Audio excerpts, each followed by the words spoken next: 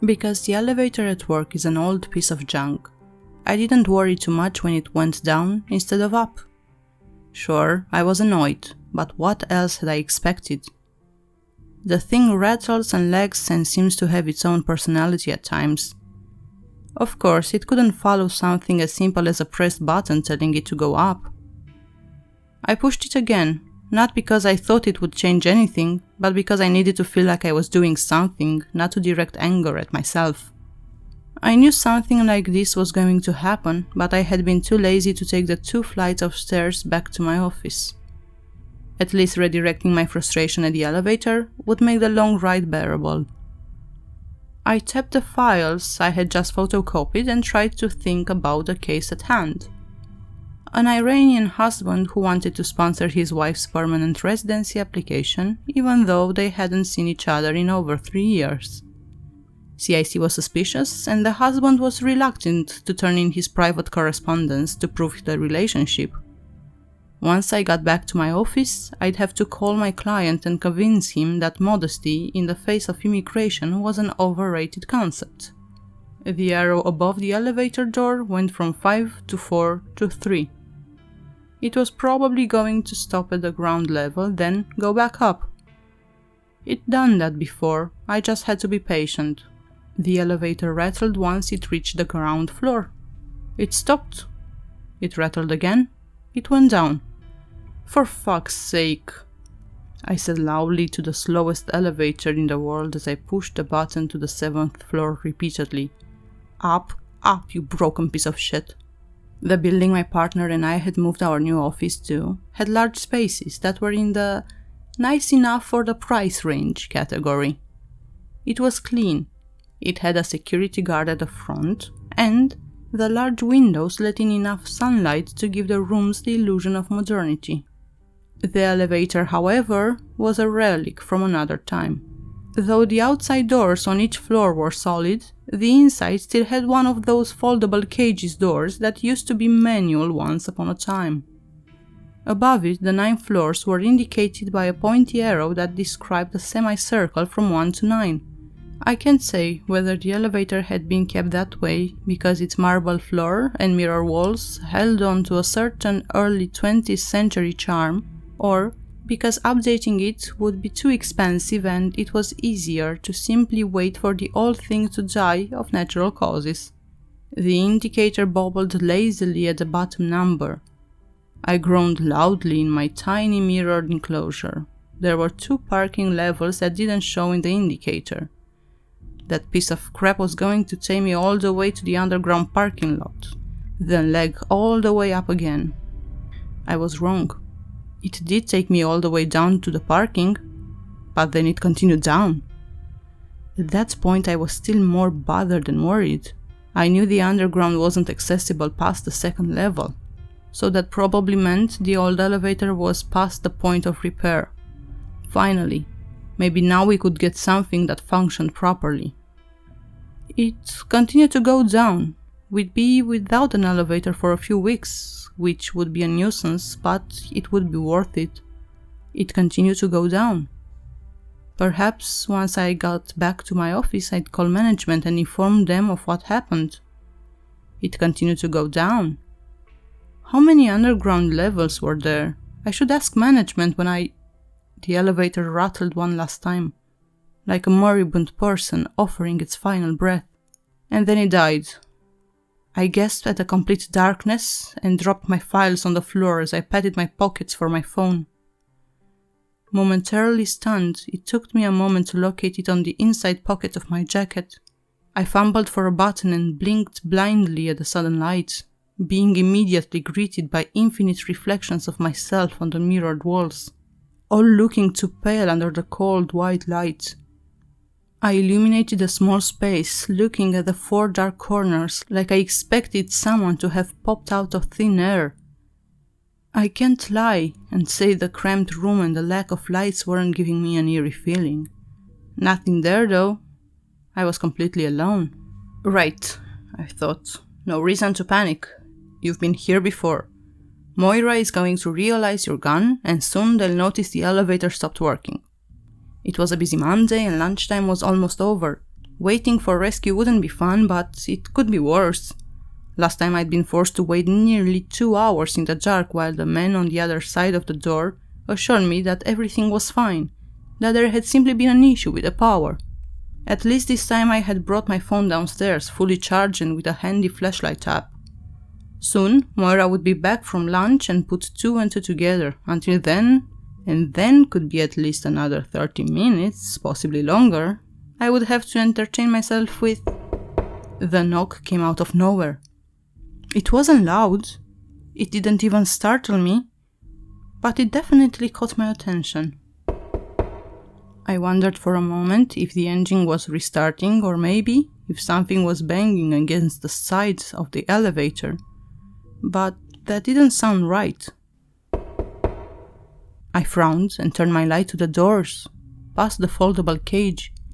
The sound was so timid, it was almost polite, as though someone was simply trying to get my attention, but didn't want to inconvenience me too much. Rescue already? Well, that was a good thing. "Who's there?" I asked. "Are you stuck?" someone asked back.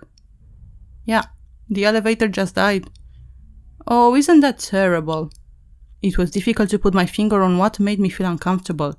The voice was soft and non-threatening, conveying an empathy that was nearly believable.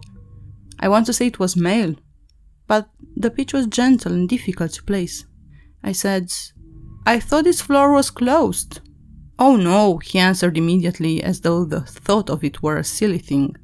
"I have no idea where you've heard that. I am always here."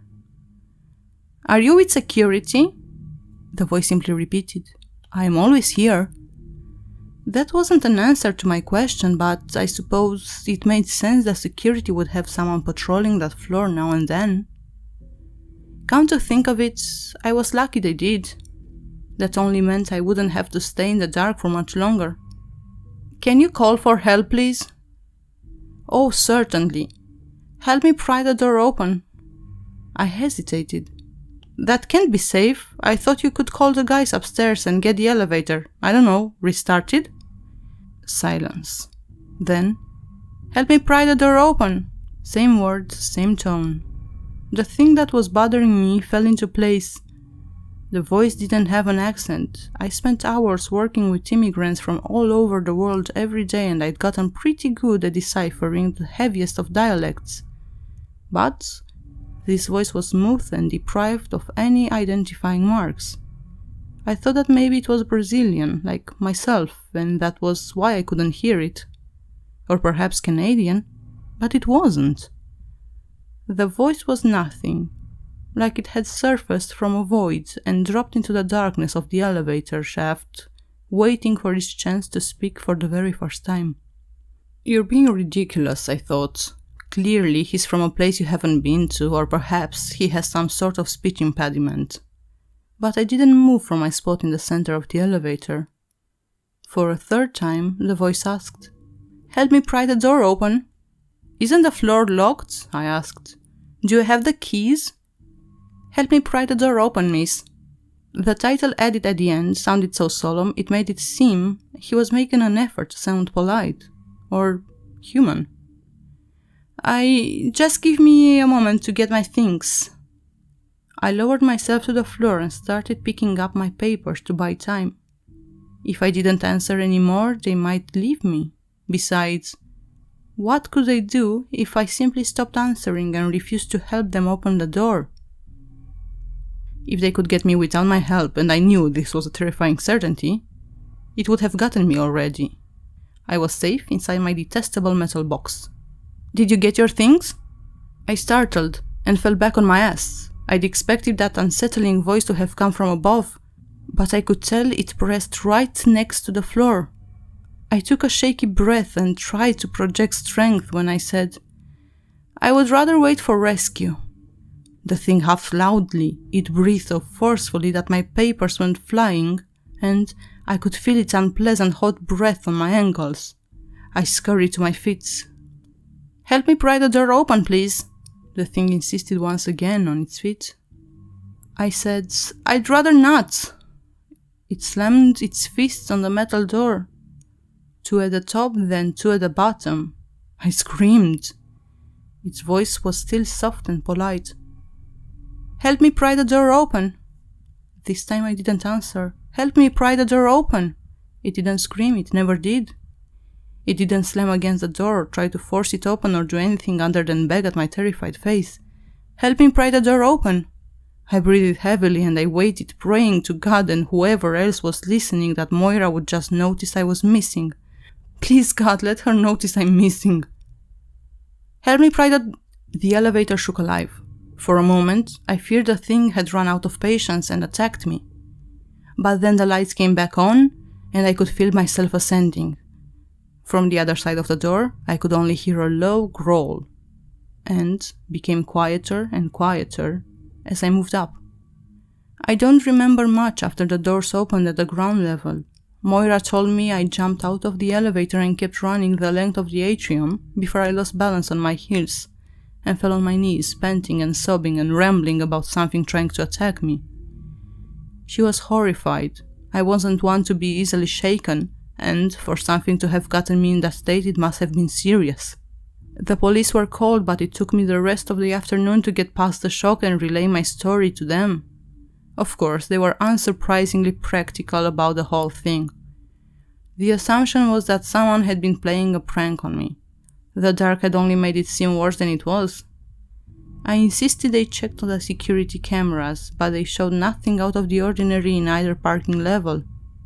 "That's not where I stopped," I said, barely coherent. Though I am fluent in English, I was so agitated I struggled to find the right words.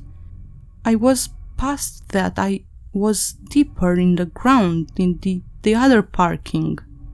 But there were no security cameras past the second underground level. In fact, there was no access to it whatsoever.